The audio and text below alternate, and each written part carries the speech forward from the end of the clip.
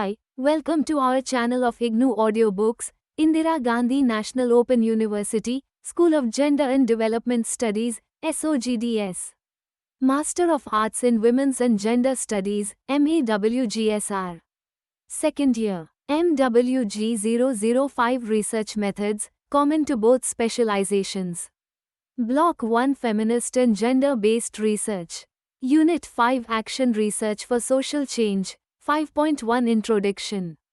In this last unit of Block 1, you will be reading about what is action research and its importance in feminist research. The unit also discusses various tools and methodologies to carry out action research. Next section deals with key principles, gender perspective, critique, examples and institutions that have undertaken this type of research studies while working in the field. The unit also discusses importance of evaluation in action research and also throws light on various result indicators at three levels, viz. Micro, meso, and macro. Let us now read the objectives of reading this unit. 5.2 Objectives. After reading this unit, you will be able to explain the concept, need and aims of action research. Describe various tools, methodologies and methods of participatory research. Critique participatory research from gender perspective and design a research proposal for participatory research study. 5.3 Concept and need. To begin with, let us understand what is action research and what is the purpose of this kind of research.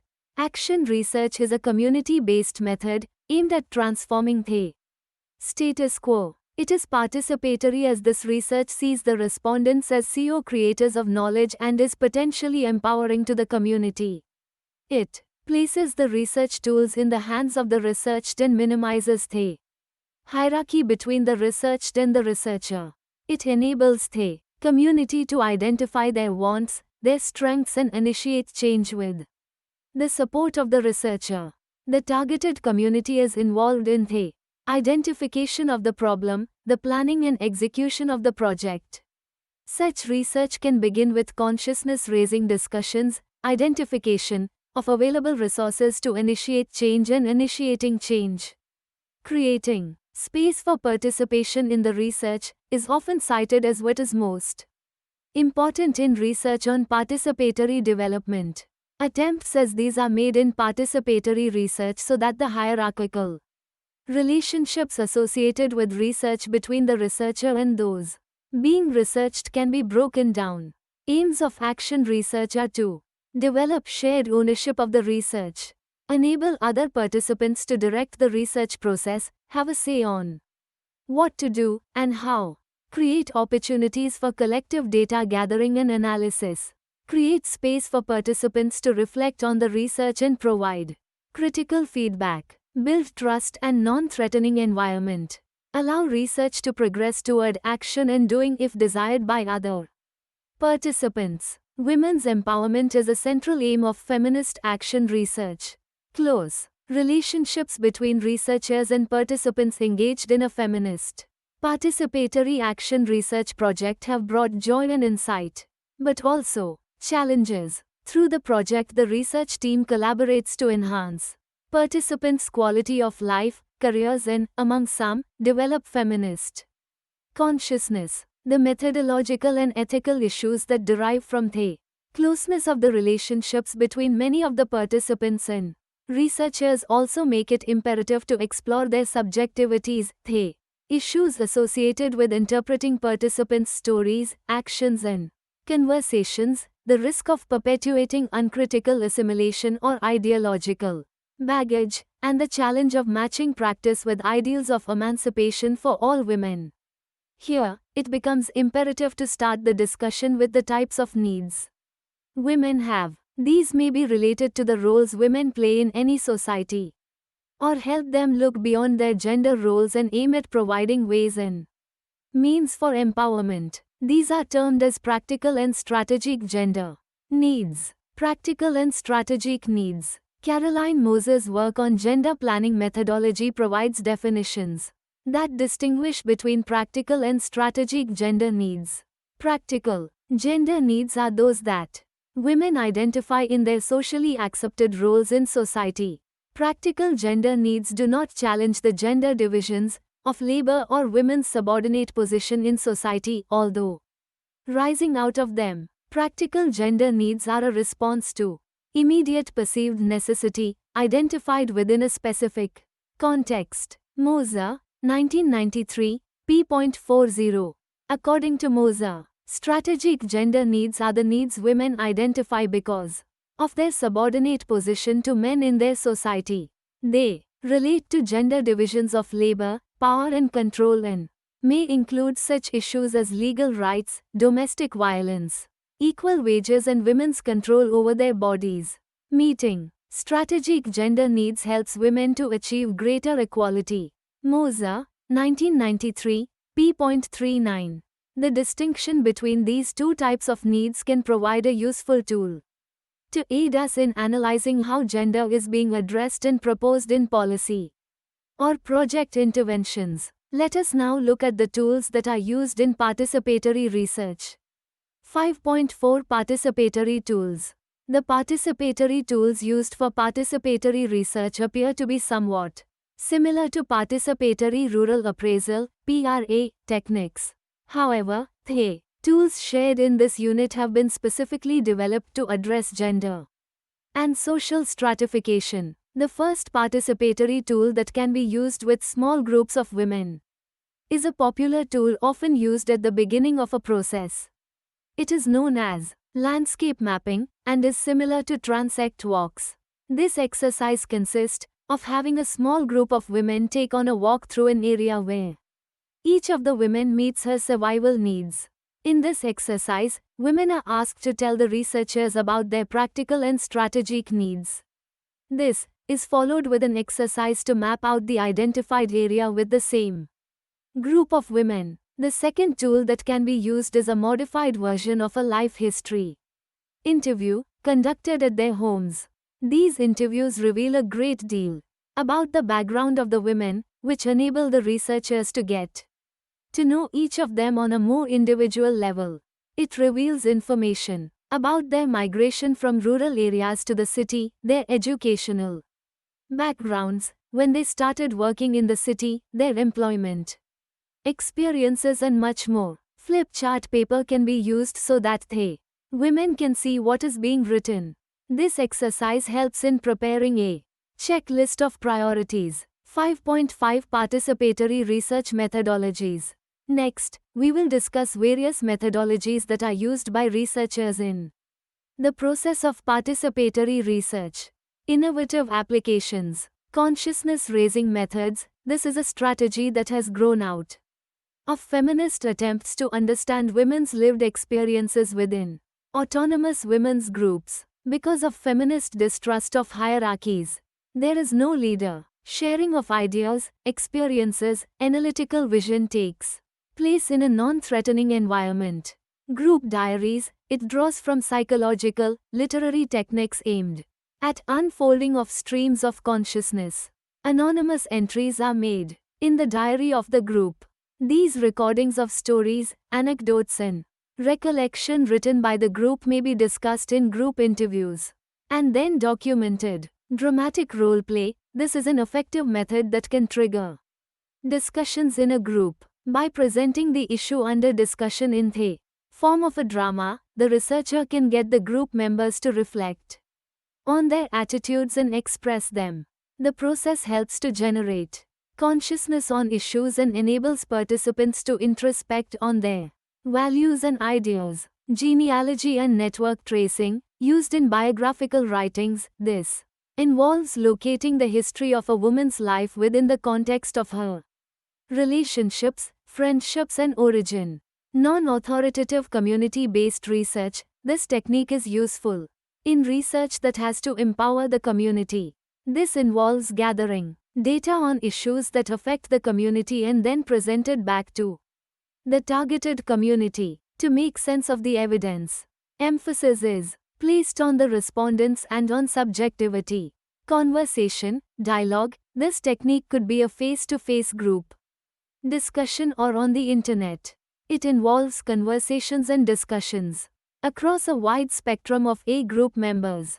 The division between the researcher and the researched is minimized based on the topic at hand. Discussions may be triggered through the impersonation of historical persons or through focused discussion on events or issues. In the research process, the lines between the researcher and participants are blurred. Questions asked and ideas expressed are free-floating. Using intuition or writing associatively, these are techniques that seek to uncover streams of consciousness. This uses a way of blended dreams, readings and thoughts in which the writer brings out themes in a deep non-chronological, non-topical intuitive process. It is premised on the understanding that language is male-centered. It cannot express women's experiences. Therefore, to uncover the many layers of experiences in women, it is necessary to break accepted norms of writing and allow for a free flow of consciousness identification instead of keeping distance. Based on the feminist critique of the notion of objectivity in research, this technique calls for empathy with the subject. It requires that the researcher sees reality from the standpoint of the researched and makes evident her bias in her writing so that the reader appreciates the point of view of the researched. This is particularly useful in studying marginalized groups whose viewpoints have rarely entered our theoretical frameworks. Studying unplanned personal experiences, for example, of illness or operations, alone or with additional data, is used as a basis of study. Photography are talking picture techniques. This involves a collection of pictures taken at certain intervals to be used in an interview kit. These duly categorized pictures used with the questionnaire are useful to jolt memory. This technique has varieties of use. It can be part of awareness generation activities, which can be documented and presented as group diaries, or it could be used in oral history, life history narratives. Family albums, for instance, could elicit anecdotes and recollections. There can be other forms of analysis of these pictures in themselves. Speaking freely into a tape recorder or answering long essay type questionnaires. This technique involves a set of questions sent to the respondent with instructions to record the answers on tape. Description of innovative applications developed in response to the top-down methodologies used for development research during the 1950s and 1960s, participatory research methodologies stress a bottom-up approach guided by the principle of participation. Influenced by social scientists from the global south such as Paulo Freire. Participatory approaches critique research and development in general as something that is done to people by governments, development agencies, and international NGOs from the global north. In response, these methodologies stress the importance of recognizing that those who are the targets of research and development policies should have a say in their formulation and that local knowledge should be privileged. Feminist researchers have adapted many of these methods, and participatory research methodologies are among the most used in the field of gender-specific research. Participatory approaches have also been adapted for use in the monitoring and evaluation of development programs. Supporters of these approaches suggest that participation is the key to sustainable development initiatives, since it will lead to building on existing potentials and capacities, a greater sense of ownership on the part of the stakeholders, increased commitment to the objectives and outcomes, longer-term social sustainability, increased self-help capacities, stronger and more democratic institutions and partnerships. UN Instro. Key principles. Bottom-up approach applied to all development activities, including research and program design, implementation, monitoring and evaluation. Empowerment through facilitation, supporting capacity building, especially among marginalized peoples to analyze and improve their lives by validating and privileging their experiences and knowledge. Facilitated dialogue, used to recognize the various ways in which power operates, linking the personal experiences to the political in order to understand local level problems as part of a larger political, theoretical context, a process referred to as conscientization. Traditional and innovative methods, a combination of written, oral and visual communication methods are used in the design, implementation, and documentation of participatory research. This include theater and visual imagery, collectively written songs, cartoons, community meetings, community self-portraits and videotape recordings. Gender perspectives. Women working in gender and development have both critiqued participatory approaches and offered suggestions to strengthen their applicability to gender and other social differences. Use clear and commonly used terminology as conceptual clarity lays the basis for practical application. Problematic terms such as gender, empowerment, participation, and community need careful attention. Develop appropriate methodologies in each circumstances, e.g., understand the practical conditions that can affect women's involvement. Ensure that women have access to appropriate forms of expression to articulate their needs, interests, and concerns. More focus on developing inclusive methods that can analyze gender. Gender-sensitive participatory training must be developed to suit the structure and objectives of specific organization. Stimulate continual critical reflection and innovation within organizations. Gender-focused and sex-disaggregated monitoring is essential to ensure that men's and women's perspectives have been incorporated into plans, and that these plans are translated into action. Main critiques. When used for the larger aims of development driven primarily by a poverty reduction agenda, there is a heavy focus on class-based analyses, rather than analyses that take sex, ethnicity, age, sexual orientation, and other variables into account. When gender is considered, it is often confused with women. Additionally, there is a tendency to focus on women as one homogeneous group.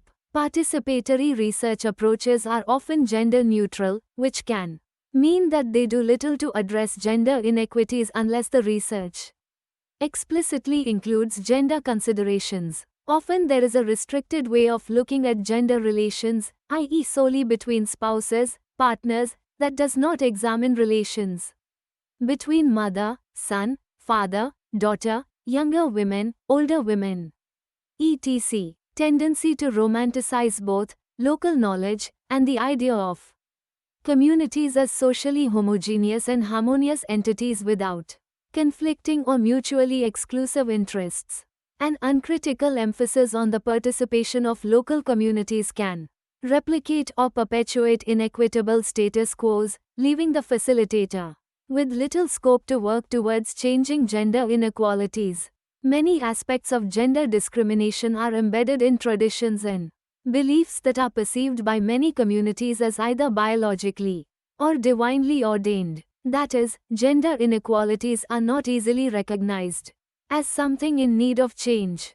Examples. Following are some commonly used participatory approaches. Rapid Rural Appraisal, RRA. Participatory Rural Appraisal, PRA.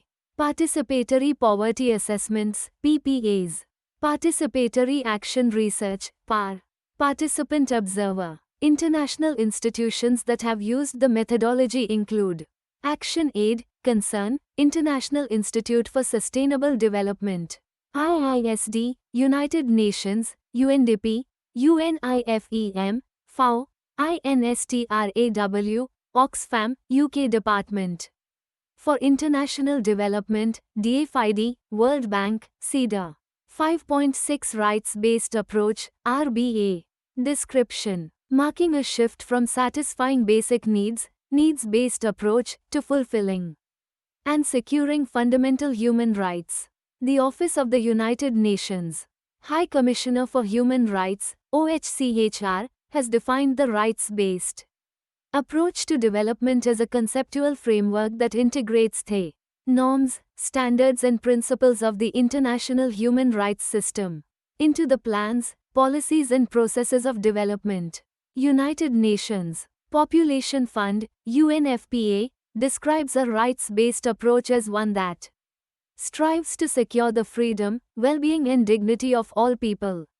Everywhere, within the framework of essential standards and principles, duties and obligations, development is conceived of as a right to be realized rather than a need to be fulfilled. As such, individuals and groups are seen as rights holders and governments and non-state actors as duty bearers with obligations.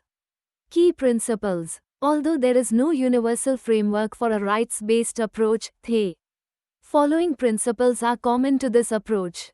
An explicit link to human rights, economic, social, civil, political and cultural capacity building for the awareness and realization of rights, accountability, empowerment, participation, non-discrimination and attention to vulnerable groups. Gender perspectives. There is also no one formula for using the rights-based approach as a gender research methodology. Rather, the approach should be viewed as a vision and set of tools to be used in strategic ways. Generally, a feminist interpretation of a rights-based approach for the purpose of gendered research, policy and analysis includes a focus on non-discrimination and gender equality, recognition of the right to self-defined, multiple identities including gender, class, ethnicity, sexuality and other variables, clear understanding of empowerment and participation in the application of these principles throughout research, implementation, and evaluation processes.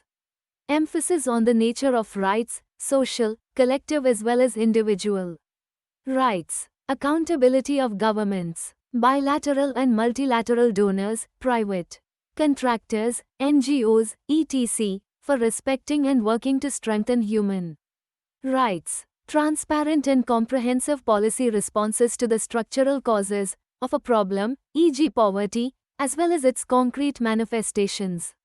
Concrete and transparent legal responses to rights violations in the process of development. Because human rights include economic, social, civil, political and cultural rights, the research needed to provide a comprehensive analysis must be collected from a variety of sources using qualitative as well as quantitative data. Because the rights-based approach stresses participation and empowerment, qualitative methods are often the most useful in terms of fostering a strong sense of involvement and ownership within local communities. Main critiques. The historically problematic nature of women's relationships to the state and to the law makes a rights-based approach difficult. The state itself often ignores or works against women's needs, rights and interests, and in some instances can be the main perpetrator of gender-based oppression or discrimination. The historic emphasis on civil and political rights has led to underdeveloped frameworks for economic, social and cultural rights. Cultural relativism influences discussions on women's human rights. For example, indigenous or certain religious principles regarding gender rights might conflict with the universal human rights framework. An emphasis on highly technical legal frameworks and language can sometimes work against the idea of empowerment, making the concept of human rights hard to understand for the general public. Accountability mechanisms tend to focus on governments and individuals in the Global South, leaving few mechanisms in place for accountability of governments, donor agencies, development organizations and individual researchers from the Global North. The transformative potential of the rights-based approach is limited. The rights in question must be secured through the dominant neoliberal economic and social framework, meaning that certain rights may be secured, but the overall structure of oppression and unequal distribution is left intact. Examples. A variety of methodologies can be combined for use under a rights-based approach, including participatory action research, women's empowerment framework. International institutions that have used the methodology include Association for Women's Rights in Development, AWID, United Nations High Commissioner for Refugees, UNHCR, United Nations Population Fund, UNFPA, FAO, World Bank, CEDAW, DFID, CARE, ActionAid. Activity. Look into project reports of any of the organizations mentioned in the above two sections. Analyze the reports in light of discussion on participatory research methodologies. Let us now read about various methods that are employed to carry out participatory research in gender studies. 5.7 Methods of participatory research. There can be many different ways of carrying out participatory research. The choice of method depends on the topic of research, resources available, and the ease to handle a particular method by the researcher. The flow chart given in box No 5.1 on page 86 will make the process and stages in participatory research clear to you. Some of the commonly used methods are discussed in the following paragraphs. Social Gender Analysis (SGA) takes project stakeholders through a series of exercises that analyze the disadvantages faced by various groups in the research area and the resources and strategies required for them to achieve social sustainability. Class, gender, access to and control of resources, benefits from participation, and links between local and national or global levels are all key elements in SGA workshop discussions. The SGA process results in a research strategy that includes clear objectives, an implementation plan and measures for monitoring and evaluation. SGA is a gender-sensitive tool. Box No 5.1. Look at the screen. Another group of tools involves field-based techniques. Perhaps the best known of these techniques is Participatory Rural Appraisal, PRA, which evolved from Rapid Rural Appraisal, originally developed for rural areas and farming systems by the Institute of Development Studies in Sussex, England. PRA has spread around the world to many other sectors, including research involving the urban poor. PRA employs group animation techniques and problem analysis exercises to promote sharing of information and joint action among stakeholders. To this end, PRA uses semi-structured interviews, focus groups, wealth ranking, community meetings, needs assessment, mapping, transect walks, and other participant observer techniques. Another approach is participatory research or participatory action research, PR, representing quite a different tradition. PR involves both workshops and fieldwork, but with two elements that make it distinct from the other approaches. First, PR takes a relatively longer time to implement, months, even years, rather than days or weeks. Second, PR emphasizes issues of power more than most other methods, both in its analysis and its action. PR uses a more oppositional framework vis-a-vis elites than other participatory methods, which tend to co-opt elite involvement and acceptance. Apart from these distinctive features, PR makes use of a full range of workshop facilitation techniques, field observation methods and particularly group dialogue methods. Research in this tradition have also employed computerized data analysis, oral history, popular theatre and other media, and many other techniques. The insider-outsider dialectic is monitored carefully in PR, with special efforts made to give voice to the insiders who are on the margins of local communities. The same obstacles faced by other approaches like obstacles related to class, gender, ethnicity, wealth, and power must be continually addressed by PRPAR as well.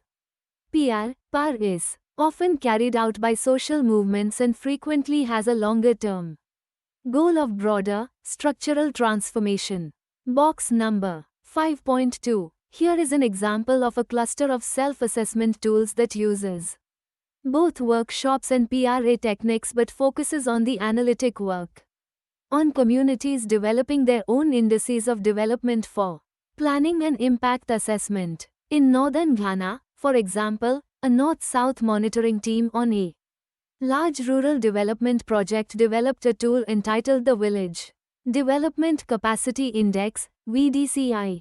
Funded by the SIDA and the Government of Ghana, this index was designed to rank communities in the project area in terms of their performance on poverty indicators and on village development capacity indicators. Poverty indicators, for which data was collected through household interviews, included safety of water sources, literacy rate, food security, and household expenditure patterns. The tools permit other relevant indicators to be added as appropriate to the project context.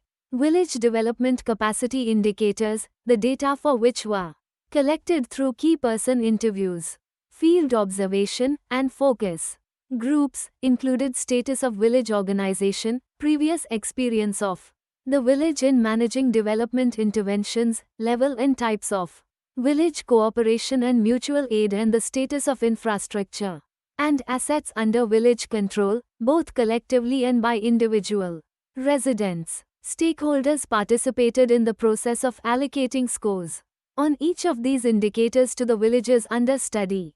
Village representatives then reviewed the findings of the VDCI exercise in a workshop, provided feedback, and discussed action to be taken through the overall development project to redress weaknesses identified in the communities. Scores on the VDCI for each village were then tracked by monitoring teams over time in order to assess progress. The same research team then developed a matrix for measuring the extent and nature of partnership between African and Canadian NGOs. A partnership and institution building matrix was constructed, based on the experience of 10 case study partnerships from several sub-regions in Africa. This matrix included indicators of the compatibility of the two partner agencies, operational principles, operational mechanisms, commitment, support modes, intervention modes, outcomes, and sustainability of the partnership. Data for these indicators were collected through key person interviews, document review, field visits, and stakeholder workshops and meetings. Further work on this index has been carried out for additional Canadian-African Go partnerships. Source: Robert Chamberlain, Sussex University, UK, 2002. 5.8 Developing Appropriate Results Indicators. Participatory planning and evaluation efforts demand simple, reliable indicators of development results that are agreed upon by participants and other stakeholders. In the case of anti-poverty, human rights and basic needs research, the most crucial results indicators relate to money and power. It is also important that these indicators of results should be identified at different levels, macro, meso, and micro. Although they are the most difficult and complex indicators to achieve, they are, ultimately, the most important tests of whether a development intervention has succeeded. 5.8.1 Micro-level impact indicators. Much work has been done on impact indicators of individual, household, business, and community gains in income by the poor. One finding from this work is that, even at the micro level, there are multiple levels or sub-levels of impact in rural development projects. For example, improved grain varieties and expanded irrigation works, inputs, may result in increase in dry season rice production, output. Such increased production is then sold, generating new income for participating households. Impact. In turn, this new income, and impact at another level, is used to purchase rice milling equipment, start a small kiosk, or construct a new well. Impacts, all of which could further influence the quality of life of the household. These potential onward impacts must be tracked in the future. Such income gains may also be used by households to pay user fees for village services, such as schools, health clinics, or marketing cooperatives, thus boosting infrastructure assets at the community level and serving as inputs to those services. Microcredit programs also involve multiple levels of impact. Loans and technical training provided by such programs, inputs, can result in increased owner drawings through improved profitability, expanded sales, and commercial sustainability in participating micro businesses. Enterprise level impacts. In this way, very small enterprises create employment income for individuals and households, inputs, which generate multiplier effects in the community when households purchase other goods and services and pay taxes or user fees, impacts the growth of participating micro-enterprises, may also foster the establishment of new businesses by other households to supply the successful enterprises in the program, and revenue accruing to each community in which such programs operated can reinvest taxes and user fees in new infrastructure, services, and training, thereby further building the capacity of the community to develop itself. Like all development interventions, however, enterprise support programs must assess cost as well as benefits. Fiscal cost-benefit studies seek to assess the return on taxpayer investment. Cost includes tax credits and deductions as well as grants associated with the program under study. A percentage of the cost can be allocated to the specific enterprises assessed. Among the benefits calculated for this type of analysis are increased tax revenues from the operations of the enterprises that are attributable to program support and avoided income support costs, unemployment insurance, welfare. In addition, tax revenues from the firm's suppliers and employees attributable to the support of the program are estimated. Comparing fiscal costs and benefits thus enable evaluators to estimate a payback period for overall public expenditure on the enterprises under study and, if desired, on the program as a whole. Although this approach is obviously more appropriate to northern contexts, it can be adapted to suit situations in developing country as well. Box number 5.3. The work of Moser, 1993 in the field of gender and development has generated useful micro-level impact indicators on power in particular. The gender and development approach is based on an assessment of women's practical and strategic needs, especially as indicated in gender roles in both productive and reproductive work in the household and in managing the community. Practical gender needs relate, for example, to women's access to adequate water supply, health care, and employment.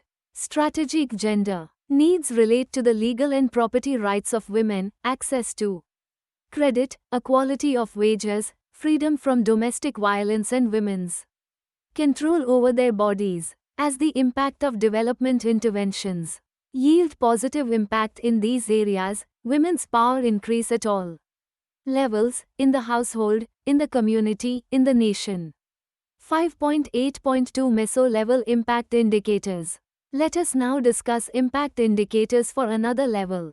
Increasing the income of the poor also demands impact assessment at the meso or institutional level. Institutions promoting poverty alleviation like ministries, NGOs and donor agencies must build their own capacity to assist the poor in achieving gains in income and power.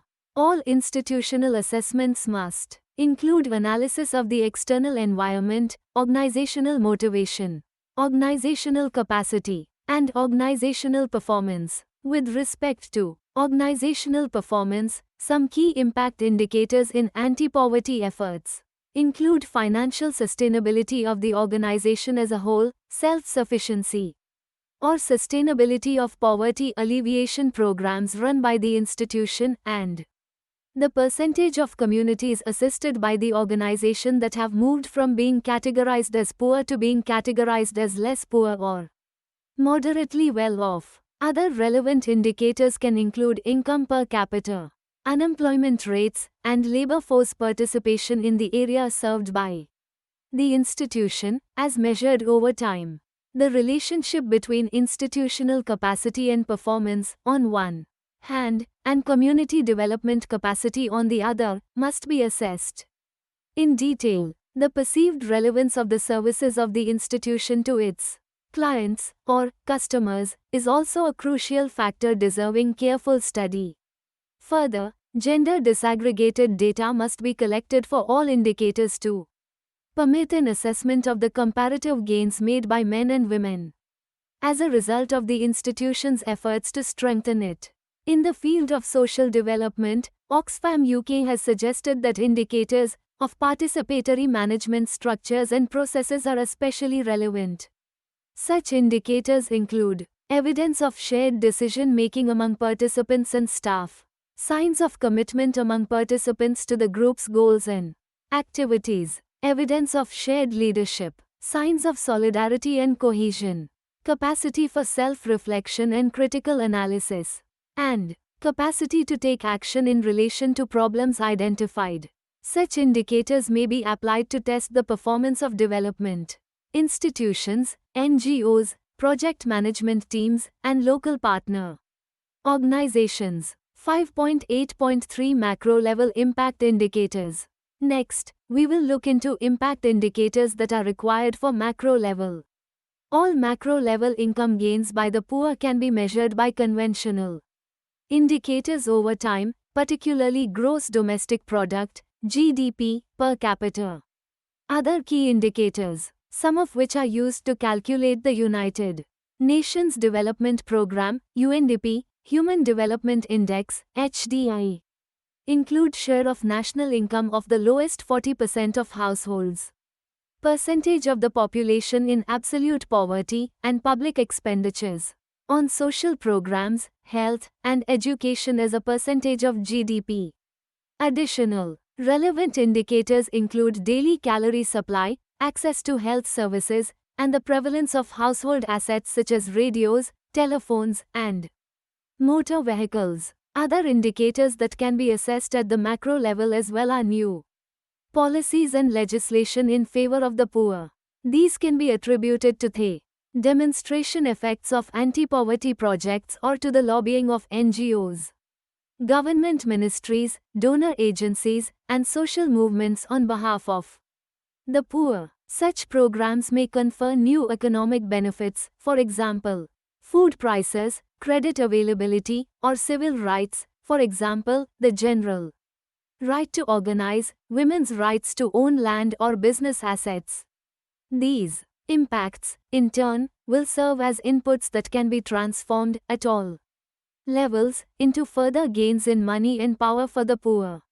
Assessing whether and how such transformation occurs is an important task. Box number 5.4. At the national level, research indicates that 1 year of schooling for girls or young women can reduce the fertility rate by 5 to 10%. Reduced fertility boosts economic growth rates on a per capita basis. In addition, increased access to credit for women has been found to do more to reduce poverty and spur investment than does increased credit provision for men. At the macro level, educational attainment, fertility rates, and access to credit are all important indicators of gains in power and money by poor women, and by women in general. Useful work had been done on basic indicators of gains or losses in human rights in development projects. Norway's Madsen, 1991, developed guidelines for project design and evaluation at the micro level that test project performance against international conventions of the International Labour Organization, ILO. The specific rights that Madsen recommends be tested in this way relate to forced removals and resettlements of peoples, land rights, the right to organize, child labor, forced labor, gender discrimination, conditions of employment, including health and safety, as well as worker remuneration, and the rights of participation. The ILO and some Scandinavian aid agencies have included protections for some of these rights in project agreements with southern government ministries and northern consulting firms, the World Bank, the Asian Development Bank, and the Organization for Economic Cooperation and Development's Development Assistance Committee published specific guidelines intended to protect project participants against forced resettlement. Madsen argues, as do most advocates of human rights, that project level, that is, usually micro-level performance on human rights indicators must be tested against the standards of international conventions and, if relevant, national laws. Thus, human rights impact assessment must necessarily be multi-level in nature. Further, it is likely that, among marginalized peoples whose rights have been systematically denied for centuries, impact assessment practitioners will need to educate project participants about their rights while the research is being carried out. There is a moral obligation to do so, as well as a programmatic or professional obligation. Such an educational process can be facilitated greatly by participatory assessment techniques, especially the direct representation of project beneficiaries on assessment teams. Box number 5.5. South House Exchange, SHE, a consulting firm specializing in human rights and development, has authored a training curriculum based on case studies of Go interventions in this field. One case study is about a project involving Guatemalan refugees living in refugee camps in Mexico who are planning their return home. Trainees using the case study are asked to draw up a plan for the refugees' return. The plan must set out the roles of the refugees, a local women's Go, and foreign partner NGOs. Trainees are also asked to identify indicators. Almost by definition, such indicators must relate to gains or losses in human rights by the refugees and the local Go, measured through the application of international standards. Disaggregate data by gender. Assess the effectiveness of the intervention at the micro, individual, and meso, institutional, levels in the South and at the meso level in the North, and pay special attention to impacts related to Go capacity building and North-South partnerships. Such multi-level, multidimensional impact assessment can be significantly enhanced by participatory methods. The participation of women refugees in a Southern-led project evaluation process would yield especially rich insights and also build additional project commitment and capacity among participants. 5.9 Summary. The unit in the beginning dealt with the concept and need for adopting action, participatory research in the ambit of feminist research methodology. After reading about gender needs, you read about different methodologies and methods in action research followed by impact indicators. It can be said that the potential of action research and participatory evaluation are only beginning to be understood. It will be through collective action and reflection, globally and locally, that this area of development cooperation practice can be advanced. There will be pitfalls and complexities, but substantive gains can be made, especially if engaged practitioners are able to regularly exchange views, experiences, and techniques at the country, regional, and global levels. Participatory research and evaluation are compatible with a rights-based approach. There is an array of practical tools and indicators that can be mobilized to measure impact. Participatory development programs at micro, meso and macro levels. This promises to be a rich and creative site of development cooperation practice in the years ahead. Thank you for watching. We will see you in the next video with the next chapter.